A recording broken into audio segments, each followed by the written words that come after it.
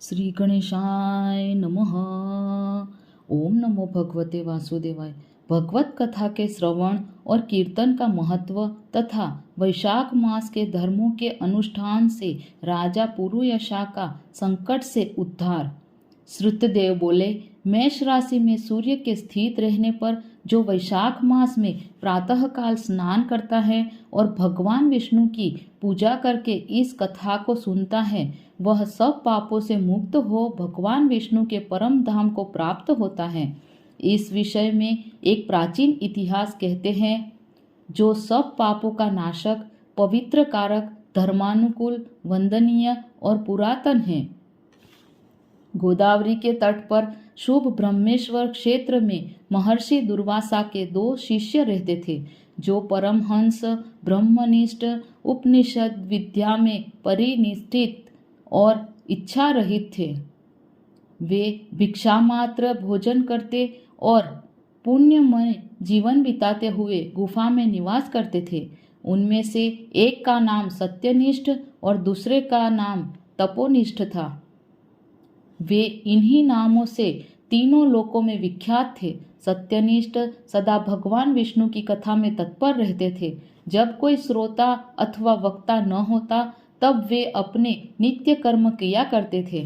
यदि कोई श्रोता उपस्थित होता तो उसे निरंतर वे भगवत कथा सुनाते, और यदि कोई कथावाचक भगवान विष्णु की कल्याणमयी पवित्र कथा कहता तो वे अपने सब कर्मों को समेटकर श्रवण में तत्पर हो उस कथा को सुनने लगते थे। वे अत्यंत दूर के तीर्थों और देव मंदिरों को छोड़कर तथा कथा विरोधी कर्मों का परित्याग करके भगवान की दिव्य कथा सुनते और श्रोताओं को स्वयं भी सुनाते थे। कथा समाप्त होने पर सत्यनिष्ठ अपना शेष कार्य पूरा करते थे। कथा सुनने वाले पुरुष को जन्म मृत्युमय संसार बंधन की प्राप्ति नहीं होती, उसके अंतःकरण की शुद्धि होती है। भगवान विष्णु में जो अनुराग की कमी है वह दूर हो जाती है और उनके प्रति गाढ़ अनुराग होता है। साथ ही साधु पुरुषों के प्रति सौहार्द बढ़ता है। रजोगुण रहित गुणातीत परमात्मा शीघ्र ही हृदय में स्थित हो जाते हैं। श्रवण से ज्ञान पाकर मनुष्य भगवत चिंतन में समर्थ होता है। श्रवण, ध्यान और मनन यह वेदों में अनेक प्रकार से बताया गया है। जहाँ भगवान विष्णु की कथा न होती हो और जहाँ साधु पुरुष न रहते हो, वह स्थान साक्षात गंगा तट ही क्यों न हो, निस्संदेह त्याग देने योग्य है। जिस देश में तुलसी नहीं है अथवा भगवान विष्णु का मंदिर नहीं है, ऐसा स्थान निवास करने योग्य नहीं है। यह निश्चय करके मुनिवर सत्यनिष्ठ सदा भगवान विष्णु की कथा और चिंतन में संलग्न रहते थे। दुर्वासा का दूसरा शिष्य तपोनिष्ठ दुराग्रह पूर्वक कर्म में तत्पर रहता था। वह भगवान की कथा छोड़कर अपना कर्म पूरा करने के लिए इधर उधर हट जाता था। कथा की अवहेलना से उसे बड़ा कष्ट उठाना पड़ा। अंततोगत्वा कथापरायण सत्यनिष्ठ ने ही उसका संकट से उद्धार किया। जहाँ लोगों के पाप का नाश करने वाली भगवान विष्णु की पवित्र कथा होती है, वहाँ सब तीर्थ और अनेक प्रकार के क्षेत्र स्थित रहते हैं। जहाँ विष्णु कथा रूपी पुण्यमयी नदी बहती रहती है, उस देश में निवास करने वालों की मुक्ति उनके हाथ में ही है। पूर्व काल में पांचाल देश में पुरुयशा नामक एक राजा थे, जो पुण्यशील एवं बुद्धिमान राजा भूरियशा के पुत्र थे। पिता के मरने पर पुरुयशा राज्य सिंहासन पर बैठे। वे धर्म की अभिलाषा रखने वाले, शूरता, उदार आदि गुणों से संपन्न और धनुर्वेद में प्रवीण थे। उन महामती नरेश ने अपने धर्म के अनुसार पृथ्वी का पालन किया। कुछ काल के पश्चात राजा का धन नष्ट हो गया। हाथी और घोड़े बड़े बड़े रोगों से पीड़ित होकर मर गए। उनके राज्य में ऐसा भारी अकाल पड़ा जो मनुष्यों का अत्यंत विनाश करने वाला था।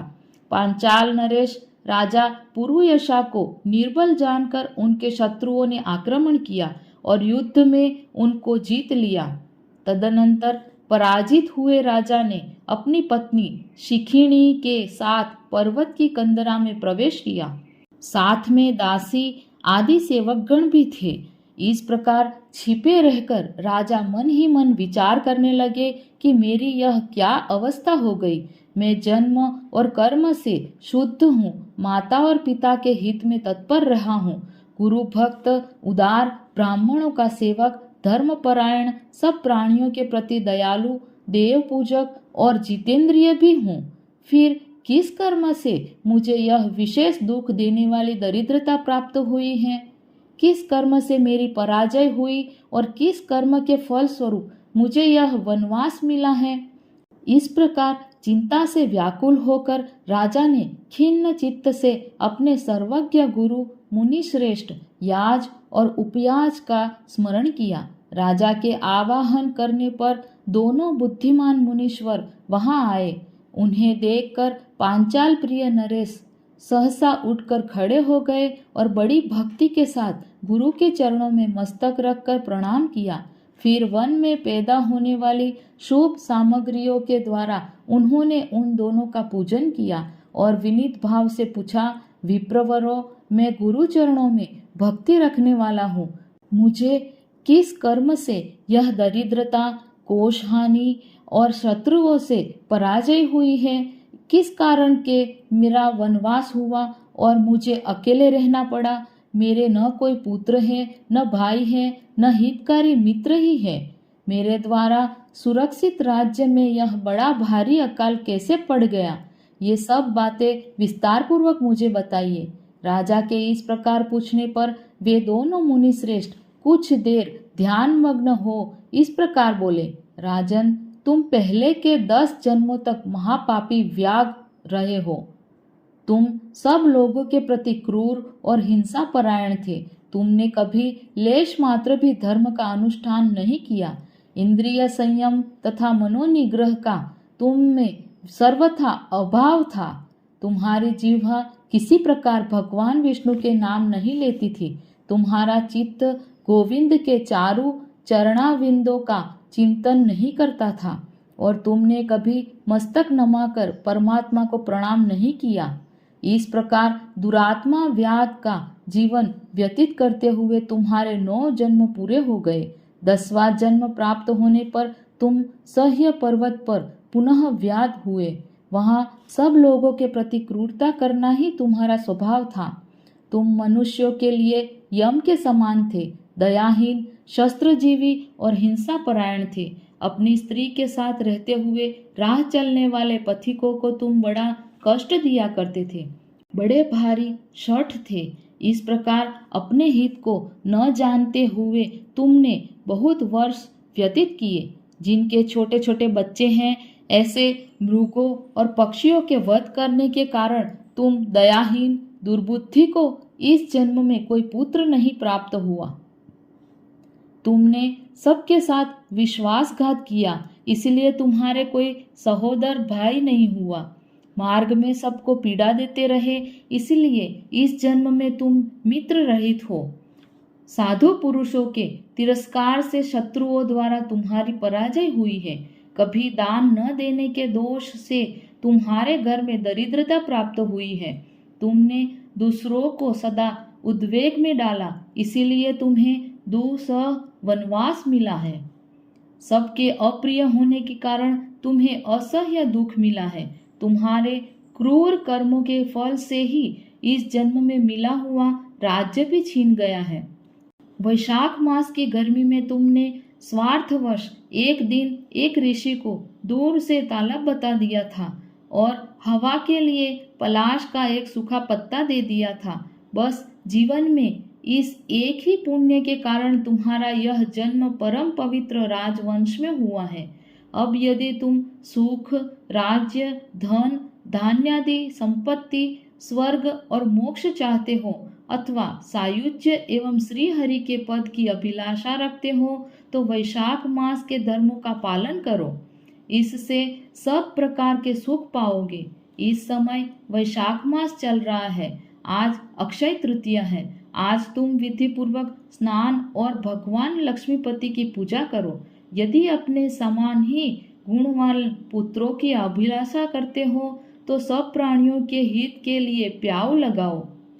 इस पवित्र वैशाख मास में भगवान मधुसूदन की प्रसन्नता के लिए यदि तुम निष्काम भाव से धर्म का अनुष्ठान करोगे तो अंतःकरण शुद्ध होने पर तुम्हें भगवान विष्णु का प्रत्यक्ष दर्शन होगा। यों कहकर राजा की अनुमति ले उनके दोनों ब्राह्मण पुरोहित याज और उपयाज जैसे आए थे वैसे ही चले गए। उनसे उपदेश पाकर महाराज पुरुयशा ने वैशाख मास के संपूर्ण धर्मों का श्रद्धा पूर्वक पालन किया और भगवान मधुसूदन की आराधना की। इससे उनका प्रभाव बढ़ गया तथा बंधु बांधव उनसे आकर मिल गए। तत्पश्चात वे मरने से बची हुई सेना को साथ ले बंधुओं सहित पांचाल नगरी के समीप आए। उस समय पांचाल राजा के साथ राजाओं का पुनः संग्राम हुआ। महारथी पुरुयशा ने अकेले ही समस्त महाबाहु राजाओं पर विजय पाई। विरोधी राजाओं ने भागकर विभिन्न देशों के मार्गों का आश्रय लिया। विजयी पांचाल राज ने भागे हुए राजाओं को कोष, 10 करोड़ घोड़े, 3 करोड़ हाथी, 1 अरब रथ, 10,000 ऊंट और 3 लाख खच्चरों को अपने अधिकार में करके अपनी पुरी में पहुंचा दिया। वैशाख धर्म के महात्म्य से सब राजा भग्न मनोरथ हो पुरुयशा को कर देने वाले हो गए और पांचाल देश में अनुपम सुकाल आ गया। भगवान विष्णु की प्रसन्नता से इस वसुधा पर उनका एक छत्र राज्य हुआ और गुरुता, उदारता और आदि गुणों से युक्त उनके 5 पुत्र हुए, जो दृष्टकीर्ति, दृष्टकेतु, दृष्टद्युम्न, विजय और चित्रकेतु के नाम से प्रसिद्ध थे। धर्मपूर्वक प्रतिपालित होकर समस्त प्रजा राजा के प्रति अनुरक्त हो गई। इससे उस क्षण उन्हें वैशाख मास के प्रभाव का निश्चय हो गया। तब से पांचाल राज भगवान श्री विष्णु की प्रसन्नता के लिए वैशाख मास के धर्मों का निष्काम भाव से बराबर पालन करने लगे। उनके इस धर्म से संतुष्ट होकर भगवान विष्णु ने अक्षय तृतीया के दिन उन्हें प्रत्यक्ष दर्शन दिया। ओम नमो भगवते वासुदेवाय।